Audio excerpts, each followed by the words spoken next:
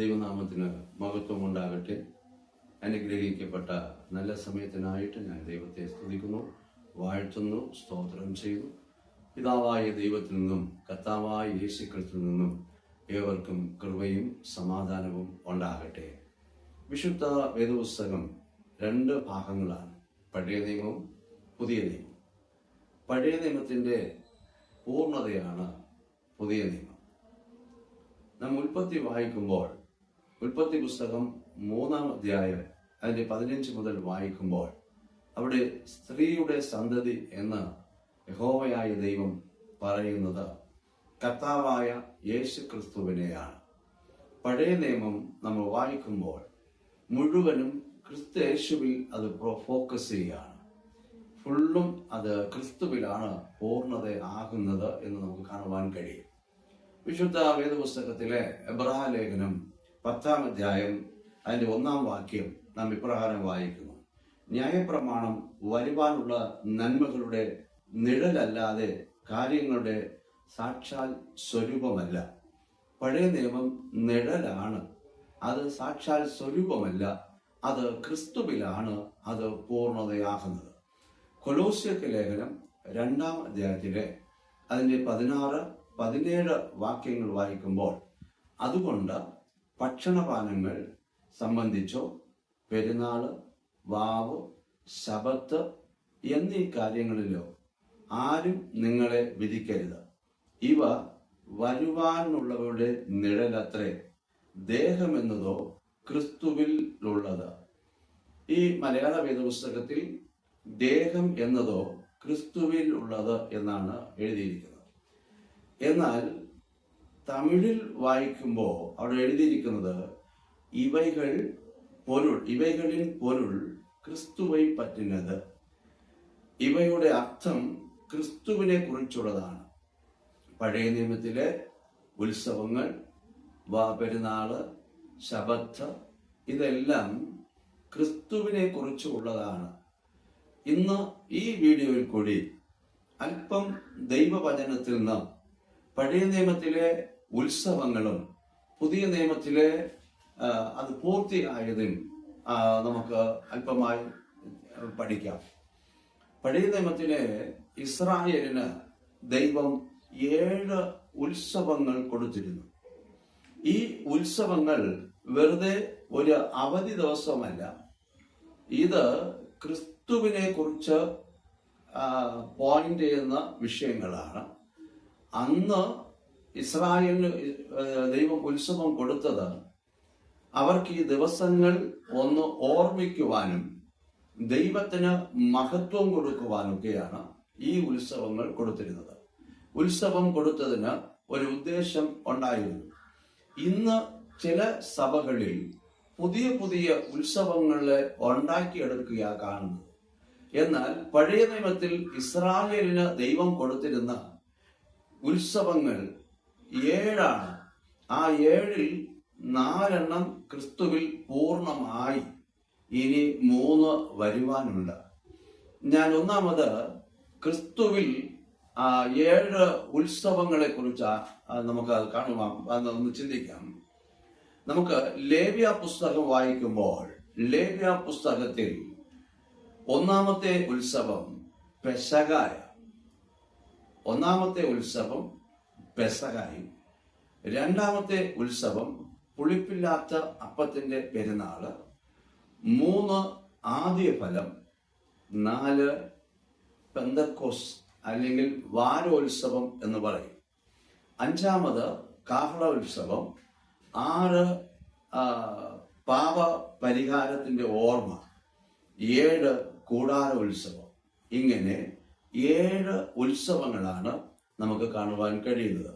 ലേവ്യ പുസ്തകം 23-ാം അധ്യായത്തിൽ 7 ഉത്സവങ്ങളും പറഞ്ഞിട്ടുണ്ട്. ലേവ്യ പുസ്തകം 23-ൽ 4 മുതൽ 8 വരെ പെസഹായെ കുറിച്ചും, ലേവ്യ പുസ്തകം 23-ൽ 8 മുതൽ 11 വരെ ആദ്യഫലത്തെ കുറിച്ചും, ലേവ്യ പുസ്തകം 23-ൽ 15 മുതൽ പെന്തക്കോസ് നാളെ കുറിച്ചും പെന്തക്കോസ് ഉത്സവത്തെ കുറിച്ചും അവിടെ പറഞ്ഞിരിക്കുക. ഇങ്ങനെ 7 ഉത്സവം അതിൻ്റെ അകത്ത് ഉണ്ട്. ഈ 7 ഉത്സവങ്ങളും ക്രിസ്തു യേശുവിൽ പൂർണ്ണമാകേണ്ടതാണ്. അതിൽ 4 ആമേൻ പൂർണ്ണമായി. ഒന്നാമത് പെസഹ. ഈ പെസഹ ഇസ്രായേൽ ജനം മിസ്രൈമിൽ അവരടിമകളായിരുന്നപ്പോൾ അവിടുന്ന് വിടുതൽ പ്രാപിച്ച് അവർ പുറപ്പെടാൻ വേണ്ടി ദൈവം കൊടുത്ത പെസഹ. ഈ പെസഹ നമുക്ക് പുതിയ നിയമത്തിൽ വരുമ്പോൾ യേശു ക്രിസ്തു അവസാനമായി ശിഷ്യന്മാരുമായിട്ട് ഈ പെസഹ കഴിച്ചു. ഈ പെസഹ കഴിച്ച് അന്ന് തന്നെ ഗത്സമനെ തോട്ടത്തിൽ പ്രാർത്ഥിച്ചു കൊണ്ടിരിക്കുമ്പോൾ തൻ്റെ ശിഷ്യനാകുന്ന യൂദ യേശുവിനെ കാണിച്ചു കൊടുക്കുകയും അവർ പിടിച്ച് രാവിലെ 9 മണിക്ക് യേശുവിനെ ക്രൂശിക്കുകയും ചെയ്തു. അപ്പോ ഈ പെസഹ കറക്റ്റായിട്ട് ക്രിസ്തു യേശുവിൽ നിവർത്തിയായി. ഇത് നമ്മൾ പഠിക്കുമ്പോൾ ഒരു കാര്യം ഓർമ്മ വേണം. യഹൂദന്മാരുടെ പാരമ്പര്യം അനുസരിച്ച് ഒരു ദിവസം തുടങ്ങുന്നത് വൈകുന്നേരം 6 മണിക്കാണ്. വൈകുന്നേരം 6 മണിക്കാണ് ഒരു ദിവസം അവർക്ക് തുടങ്ങുന്നത്. അങ്ങനെ യേശു പെസഹ കഴിച്ച് അന്ന് കഴിച്ചു. രാത്രി യേശു പിടിക്കപ്പെട്ടു. അന്ന് തന്നെ വെളുപ്പില് ക്രൂശിക്കപ്പെട്ടു. അത് യേശു ക്രിസ്തു പാപികൾക്ക് വേണ്ടി മരിക്കും എന്നുള്ളതിന്റെ മരിച്ചു. അവർ പാപ പരിഹാരം ചെയ്തു. അതാണ് അവിടെ നിവൃത്തിയാക്കുന്നത്. പഴയ നിയമത്തിലെ പെസഹ പുതിയ നിയമത്തിലെ യേശു ക്രിസ്തുവിന്റെ യാഗമായി അവിടെ പൂർണ്ണമാകുകയാണ്. അതുകൊണ്ടാണ് അപ്പോസ്തലനായ പൗലോസ് 1 കൊരിന്ത്യർ 5-ാം അധ്യായത്തിൽ നമ്മുടെ പെസഹ കുഞ്ഞാട് അറുക്കപ്പെട്ടിരിക്കുന്നല്ലോ എന്ന് പറയുവാനുള്ള കാരണം. അപ്പോ പെസഹ യേശു ക്രിസ്തുവിന്റെ ക്രൂശി മരണത്തോട് അത് പൂർണ്ണമായി. പെസഹയെക്കുറിച്ച് പെസഹായും കർത്താവിന്റെ മേശയും തമ്മിൽ വളരെ ബന്ധമുണ്ട്. അത് മറ്റൊരു വീഡിയോയിൽ നമുക്ക് പഠിക്കാം. എന്നാൽ 7 ഉത്സവത്തിലെ ആദ്യത്തെ ഉത്സവമാകുന്ന പെസഹ യേശു ക്രിസ്തുവിന്റെ കാൽവരി ക്രൂശിൽ ആ മരണത്തിൽ അവിടെ പാപത്തിന് പരിഹാരമാകുന്നതോടെ അവിടെ പൂർണ്ണമാകും. രണ്ടാമത്തെ ഉത്സവം എന്നുള്ളത് പുളിപ്പില്ലാത്ത അപ്പത്തിന്റെ പെരുന്നാൾ. അപ്പൊ അത് ഈ പെസഹയുടെ പിറ്റാം ദിവസം. ഈ പെസഹ എന്നുള്ളത് വർഷത്തിന്റെ ആദ്യത്തെ മാസവും 14-ാം തീയതിയാണ് പെസഹ. അപ്പോ 15-ാം തീയതി എന്ന് വരുമ്പോൾ അത് പുളിപ്പില്ലാത്ത അപ്പത്തിന്റെ പെരുന്നാൾ ആരംഭിക്കുന്ന ദിവസം. ആ ദിവസം വലിയ ശബത്ത. അന്ന് വേറൊരു ജോലി ഇസ്രായേലിൽ ആരും ചെയ്യരുത്. അപ്പോ അത് ഹൈ ശബത്ത് എന്നാണ് അറിയപ്പെടുന്നത്. ശബത്ത് വീക്ക്ലി ശബത്ത് മാത്രമല്ല, ഇയർലി ശബത്ത് ഉണ്ട്. ഫെസ്റ്റിവലോട് ചേർന്ന് വരുന്ന ശബത്തുണ്ട്. പുതിയ നിയമത്തിൽ യോഹന്നാന്റെ സുവിശേഷം 19-ാം അധ്യായം 31-ാം വാക്യത്തിൽ പറഞ്ഞിരിക്കുന്ന ശബത്ത് ഈ ശബത്താണ്. പുളിപ്പില്ലാത്ത അപ്പത്തിന്റെ പെരുന്നാൾ ആരംഭിക്കുന്ന ആദ്യത്തെ ദിവസം ശബത്താണ്. ആ പുളിപ്പില്ലാത്ത അപ്പത്തിന്റെ ആ പെരുന്നാൾ 7 ദിവസം പോകും. മൂന്നാമത് വരുന്നത് ആദ്യ ഫല പെരുന്നാൾ. അത് യേശു ക്രിസ്തു കല്ലറയിൽ നിന്ന് പുനരുത്ഥാനം പ്രാപിച്ചു. മരിച്ചവരുടെ ഇടയിൽ നിന്നും ആദ്യ ഫലമായി 1 കൊരിന്ത്യർക്ക് ലേഖനം 15-ാം അധ്യായം 20-ാം വാക്യത്തിൽ നമുക്ക് കാണുവാൻ കഴിയും. ക്രിസ്തു മരിച്ചവരുടെ നിന്ന് ആദ്യമായി എഴുന്നേറ്റു, അവൻ ആദ്യ ഫലമായി തീർന്നു. അപ്പോ ഈ ആദ്യ ഫലം എന്നുള്ളത് ഒരു ശബത്തിന്റെ പിറ്റേ ദിവസമാണ് വരുന്നത്. ലേവ്യ പുസ്തകം 23-ന്റെ 11. ഇസ്രായേൽ ജനം അവരുടെ വിളവ് കൊയ്ത്, അത് വിളവ് കൊയ്യുന്നതെന്നുള്ളത് ദൈവാലയത്തിൽ നിന്നും പാട്ടോടെ പൊന്നരിവാൾ കൊണ്ട് വയലിൽ ചെന്ന് കതിര് കൊയ്ത് ദൈവത്തെ സ്തുതിച്ചുകൊണ്ട് പാടിക്കൊണ്ട് അവർ ദൈവാലയത്തിലേക്ക് കൊണ്ടുവരും. ശബത്തിന്റെ പിറ്റേ ദിവസം അത് നിരാജനം ചെയ്യും, ദൈവത്തിന് അത് അർപ്പിക്കും. അത് തീർച്ചയായും ഒരു ശബത്തിന്റെ പിറ്റേ ദിവസമാണ്. അങ്ങനെ ആദ്യ ഫലം കൊയ്തു കഴിഞ്ഞാൽ അന്ന് മുതൽ 7 ആഴ്ച എന്ന് വരുമ്പോൾ 7 ഗുണം 7 49. ഈ 49 ദിവസം കഴിഞ്ഞ് അടുത്ത് വരുന്ന 50-ാം ദിവസമാണ് പെന്തക്കോസ് പെരുന്നാൾ. പെന്തക്കോസ് എന്ന ആ വാക്ക് നമുക്ക് മാത്സ് പഠിക്കുമ്പോൾ പെന്തഗ്രാം എന്നൊക്കെ പഠിക്കാറുണ്ട്, ഇല്ലയോ? അപ്പൊ അതുപോലെ പെന്തക്കോസ്, അപ്പോൾ 50-ാം ദിവസം എന്നാണ്. അപ്പൊ ഈ പെന്തക്കോസ് ദിവസത്തിലെ പ്രത്യേകത, ഈ ആദ്യ ഫലം കഴിഞ്ഞാൽ 7 ആഴ്ചകൾ ഇവർ കതിര് കൊയ്യും. 41 ദിവസമാകുമ്പോൾ അത് പൂർണ്ണമാകും. 49 ദിവസത്തിന്റെ അകത്ത് എല്ലാവരും, ഇസ്രായേലിലെ എല്ലാവരും കതിര് കൊയ്ത് എല്ലാം ധാന്യങ്ങളൊക്കെ കളപ്പുരയിലാക്കിയിരിക്കണം. 50-ാം ദിവസം അവർ പുതിയ ധാന്യങ്ങൾ അങ്ങോട്ടും ഇങ്ങോട്ടും കൊടുത്ത് സന്തോഷിക്കും. ഇസ്രായേലിലെ പുതിയ ധാന്യങ്ങൾ പകരുന്ന അവർ ദൈവം ചെയ്ത നന്മയ്ക്ക് അവർ സന്തോഷിക്കുന്ന, ആഘോഷിക്കുന്ന ദിവസമാണ് പെന്തക്കോസ്തേ ദിവസം. നമുക്ക് പുതിയ നിയമത്തിൽ വായിക്കുമ്പോൾ അപ്പോസ്തല പ്രവൃത്തി 2-ാം അധ്യായത്തിൽ പെന്തക്കോസ് നാൾ വന്നപ്പോൾ യേശുവിന്റെ ശിഷ്യന്മാർ അവരൊത്തൊരുമിച്ച് കൂടിയിരുന്നു. അന്ന് ദൈവം പരിശുദ്ധാത്മാവിനെ ആദ്യമായിട്ട് പുതിയ നിയമ സഭയ്ക്ക്, അല്ലെങ്കിൽ പുതിയ നിയമത്തിലെ ശിഷ്യന്മാർക്ക് ആദ്യമായിട്ട് അഭിഷേകം വരുന്നത്. അന്നാണ് സഭയുടെ ജന്മദിനം. സഭ ഉടലെടുക്കുന്നത് അന്നാണ്. അപ്പോ ഇസ്രായേലിലെ യഹൂദന്മാർ പെന്തക്കോസ് ഉത്സവം ആചരിച്ച് അവര് അങ്ങോട്ടും ഇങ്ങോട്ടും പുതിയ ധാന്യം കൊടുക്കുമ്പോൾ ഇവിടെ മർഗോസിന്റെ മാളിക മുകളിൽ അവിടെ ദൈവം ശിഷ്യന്മാർക്ക് പരിശുദ്ധാത്മാവിനെ പകരുകയാണ്. അതുകൊണ്ടാണ് നമുക്കവിടെ അപ്പോസ്തല പ്രവൃത്തി 2:5 ആകാശത്തിന്റെ കീഴിലുള്ള ദൈവഭക്തിയുള്ള എല്ലാ യഹൂദ പുരുഷന്മാരും അവിടെ കൂടിയിരുന്നു ഉത്സവം ആചരിക്കാൻ. അന്നാണ് ദൈവം പരിശുദ്ധാത്മാവിനെ പകർന്നത്. പഴയ നിയമത്തെ ഉത്സവം ക്രിസ്തുവിൽ പൂർണ്ണമാകുകയാണ്. അപ്പോ ഈ 4 ഉത്സവങ്ങളും പൂർണ്ണമായി.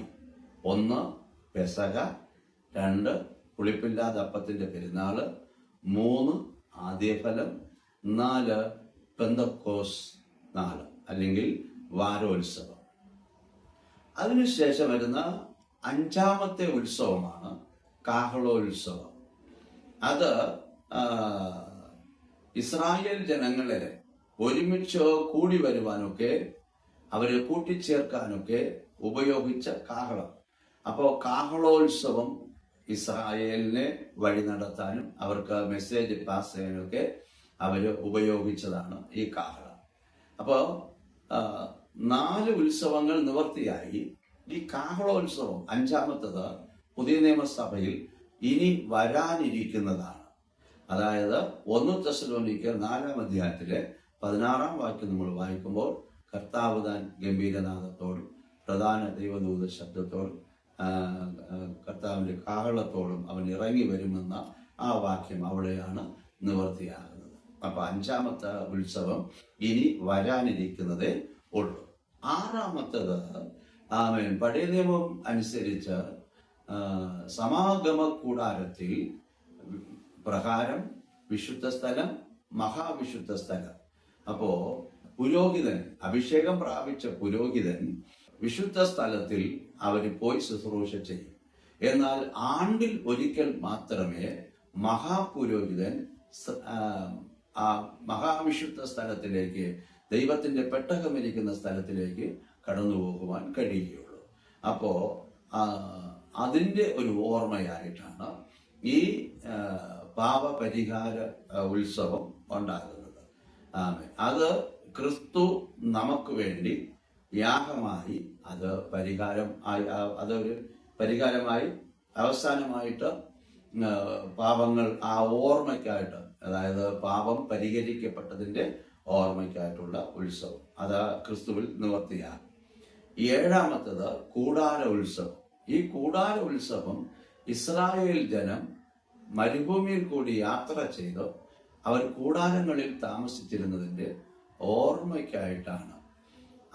എത്ര നല്ല വീടുണ്ടെങ്കിലും ഇസ്രായേൽ മക്കൾ ഒന്നിൽ വീട്ടിൻ്റെ ടെറസിൻ്റെ മേളിൽ, അല്ലെങ്കിൽ വീട്ടിൻ്റെ മുറ്റത്ത്, അല്ലെങ്കിൽ മറ്റൊരു സ്ഥലത്തിൽ, എന്നാൽ വീട്ടിൻ്റെ അകത്ത് താമസിക്കാൻ പാടില്ല. കൂടാര ഉത്സവം 7 ദിവസമുണ്ട്. ആ 7 ദിവസവും ഇവർ കൂടാരം ഉണ്ടാക്കി കൂടാരത്തിൻ്റെ അകത്ത് താമസിക്കണം. അപ്പോൾ കുഞ്ഞുങ്ങൾ ചോദിക്കും, അടുത്ത തലമുറയായി വരുന്ന കുഞ്ഞുങ്ങൾ ചോദിക്കും, അപ്പാ നമുക്ക് നല്ല വീടുണ്ടല്ലോ, എന്തുകൊണ്ട് നമ്മൾ കൂടാരത്തിൽ താമസിക്കുന്നു? അപ്പോൾ അപ്പൻ പറയണം, നമ്മുടെ മുർപിതാക്കന്മാർ മിസ്രൈമിൽ അടിമകളായിരുന്നു. അവരെ ദൈവം അവിടെ നിന്ന് മോശ മുഖാന്തരം വിടുവിച്ചു. അവർ മരുഭൂമിയിൽ കൂടി യാത്രയായി വന്നു. അപ്പോൾ നമ്മുടെ മുർപിതാക്കന്മാർ കൂടാരങ്ങളിൽ വസിച്ചിരുന്നു എന്നതിൻ്റെ ഓർമ്മയ്ക്കായിട്ടുള്ളതാണ്. അപ്പോ ഈ കൂടാര പെരുന്നാൾ എന്നുള്ളത് നമ്മൾ വെളിപ്പാട് പുസ്തകം 21:3 വായിക്കുമ്പോൾ ഇതാ ദൈവത്തിന്റെ വാസസ്ഥലം മനുഷ്യരുടെ ഇടയിൽ, അല്ലെങ്കിൽ നമുക്ക് നിത്യതയിൽ പ്രവേശിക്കുന്നതെന്ന് വേണമെങ്കിലും എടുക്കാം. അവസാനം അതോടെ നമുക്ക് തീരുകയാണ്. 7 ഉത്സവങ്ങൾ: പെസക, പുളിപ്പില്ലാത്തപ്പത്തിന്റെ ഉത്സവം, ആദ്യഫലം, പെന്തക്കോസ്ത്, കാഹളോത്സവം, പാപപരിഹാരത്തിന്റെ ഓർമ്മ, കൂടാരോത്സവം. അങ്ങനെ 7 ഉത്സവങ്ങളും ക്രിസ്തുവിൽ പൂർണ്ണമാകും. അപ്പോ പുതിയ പുതിയ ഉത്സവങ്ങളെ പല സഭകളും പല സ്ഥലങ്ങളിൽ അവർ പുതിയതായിട്ടൊക്കെ ഇൻട്രൊഡ്യൂസ് ചെയ്യുക. ഓരോന്നിനെ കുറിച്ച് ഓരോ ഉത്സവങ്ങൾ. വളരെ ശ്രദ്ധിക്കണം. പഴയ നിയമത്തിലെ ഉത്സവങ്ങൾ ക്രിസ്തുവിൽ പൂർണ്ണമാക്കി, 4 പൂർണ്ണമായി. 5ാമത്തെ നമുക്ക് വരുന്നത് കാഹളോത്സവം. ഈ പെന്തക്കോസ് കഴിഞ്ഞിട്ട് നമ്മളിപ്പോൾ ജീവിക്കുന്നത് പെന്തക്കോസ് ദിവസം, പെന്തക്കോസ് ഉത്സവം കഴിഞ്ഞു. അപ്പോൾ എന്നാൽ പരിശുദ്ധാത്മാവ് ഭൂമിയിൽ വന്നു, സഭ സ്ഥാപിക്കപ്പെട്ടു. എന്നാൽ കാഹളോത്സവം വന്നിട്ടില്ല. അപ്പോൾ നമ്മൾ ഇരിക്കുന്നത് ഈ പെന്തക്കോസ്തോട് ചേർന്ന. അപ്പോൾ ഇവിടെ കൊയ്ത്താണ് പ്രധാനം. കൊയ്ത്തും ധാന്യങ്ങൾ പകർന്നു കൊടുക്കുന്ന അനുഭവങ്ങളാണ് ആ സന്തോഷത്തിന്റെ അനുഭവം. അങ്ങനെയാണെങ്കിൽ ആത്മാക്കളെ നേടുകയും പരിശുദ്ധാത്മാവിനെ പ്രാപിക്കുകയും സഭയിൽ പുതിയ ആത്മാക്കൾ വന്നു ചേരുകയും അവര് ക്രിസ്തുവിന് വേണ്ടി ഒരുങ്ങുന്നതും ഈ സന്തോഷമായ അനുഭവമാണ് ഇപ്പോൾ സഭയ്ക്ക് ഉണ്ടാകേണ്ടത്. അപ്പോ അവരുടെ പ്രതീക്ഷ അടുത്ത കാഹളോത്സവം കഴിഞ്ഞിട്ട് പരിഹാരത്തിന്റെ ഓർമ്മ, അത് കഴിഞ്ഞിട്ട് കൂടാരോത്സവം, നിത്യതയിലേക്ക് പോകുന്നത്. അങ്ങനെ 7 ഉത്സവങ്ങളും ഇസ്രായേലിന്റെ 7 ഉത്സവങ്ങളും കർത്താവായ യേശു ക്രിസ്തുവിൽ പൂർണ്ണമായി അങ്ങനെ തീരുക. ഈ ഉത്സവങ്ങളെല്ലാം ക്രിസ്തുവിന്റെ അടയാളമാണ്. ക്രിസ്തുവിൽ പൂർണ്ണമാകുക അല്ല, ഇനിയും പുതിയ പുതിയ ഉത്സവങ്ങൾ ഉണ്ടാക്കി അത് ആഘോഷിച്ചു കൊണ്ടിരിക്കാതെ നമുക്ക് വചനം ശരിക്കും മനസ്സിലായി. പഴയ നിയമ ഉത്സവങ്ങൾ ക്രിസ്തുവിൽ പൂർണ്ണമാകുന്നത് മനസ്സിലായി. കർത്താവ് വരാൻ സമയമെടുത്തു, കാഹളം ധ്വനിക്കാൻ സമയമെടുത്തു. വേഗം ഒരുങ്ങിക്കൊള്ളുക. ഈ 4 അനുഭവങ്ങളും നമ്മുടെ ജീവിതത്തിൽ ഉണ്ടാകണം. ഒന്ന്, പെസക, അതായത് കുഞ്ഞാട് നമുക്ക് വേണ്ടി അറുക്കപ്പെട്ടു. അവന്റെ രക്തത്താൽ ശുദ്ധീകരണം പ്രാപിക്കുന്നതാണ് പുളിപ്പില്ലാത്ത അപ്പത്തിന്റെ അനുഭവം. പുളിപ്പില്ലാത്തവരായി ശുദ്ധീകരണം പ്രാപിച്ചവരായി. 2ാമത്തെ അനുഭവം. 3, പുനരുത്ഥാനത്തിന്റെ അനുഭവം. നമ്മൾ എഫേസ്യ ലേഖനം 2-ാം അധ്യായം 2-ാം വാക്യത്തിലൊക്കെ നമ്മൾ വായിക്കുമ്പോൾ 1-ാം വാക്യത്തിൽ എഫേസ്യ ലേഖനം 2:1 പാപങ്ങളിൽ മരിച്ചവരായിരുന്ന നിങ്ങളെ അവൻ ക്രിസ്തുവോടുകൂടെ ഉയർപ്പിച്ചു. അതിൻ്റെ 5-ാം വാക്യത്തിലും അങ്ങനെ തന്നെയാണ് ഉണ്ട്. അപ്പോൾ നമുക്ക് വീണ്ടും ഒരു പുനരുത്ഥാനത്തിന്റെ അനുഭവം. നമ്മൾ ജീവിക്കുന്നത് മാനസാന്തരപ്പെട്ടു, പാപസംബന്ധമായ മരണം, സ്നാനം, ക്രിസ്തുവോടുകൂടെ അടക്കപ്പെട്ടു. ആ സ്നാനം കഴിഞ്ഞ അന്ന് തന്നെ നമ്മൾ ആ പുനരുത്ഥാനത്തിന്റെ അനുഭവമുണ്ട്. ആമേൻ. ഇല്ലയോ? അങ്ങനെ ആദ്യ ഫലമായി 3-ാമത്തെ ഉത്സവം ആദ്യ ഫലം, ഇല്ലയോ? ആദ്യ ഫലം പോലെ, അതായത് മരിച്ചു പുനരുത്ഥാനത്തിന്റെ അനുഭവത്തോട് 4 പരിശുദ്ധാത്മാവിനെ പ്രാപിച്ചു പെന്തക്കോസ്തിന്റെ അനുഭവത്തോടുകൂടെ ജീവിക്കുക. 5-ാമത് കാഹളോത്സവം, അത് പ്രതീക്ഷയാണ്, വരും. 4 ഉത്സവം നിവർത്തിയായെങ്കിൽ 5-ാമത് കാഹളം ധ്വനിക്കും എന്നുള്ളതിന്റെ ഉറപ്പ് നമുക്കുണ്ട്. കാഹളോത്സവം, പാപപരിഹാരത്തിന്റെ ആ ഉത്സവം, കൂടാരപ്പെരുന്നാൾ ഇനി വരാനിരിക്കുന്നു. അപ്പോ എത്രയും വേഗം കർത്താവായ യേശു ക്രിസ്തുവിന്റെ ആ കാഹളം ധ്വനിക്കുന്ന മുമ്പേ നമുക്ക് ഒരുങ്ങിക്കൊള്ളാം. ദൈവമായ കർത്താവ് നിങ്ങളെ അനുഗ്രഹിക്കട്ടെ. മറ്റും ഒരു വീഡിയോയിൽ നമുക്ക് കാണാം. ദൈവം നിങ്ങളെ അനുഗ്രഹിക്കട്ടെ.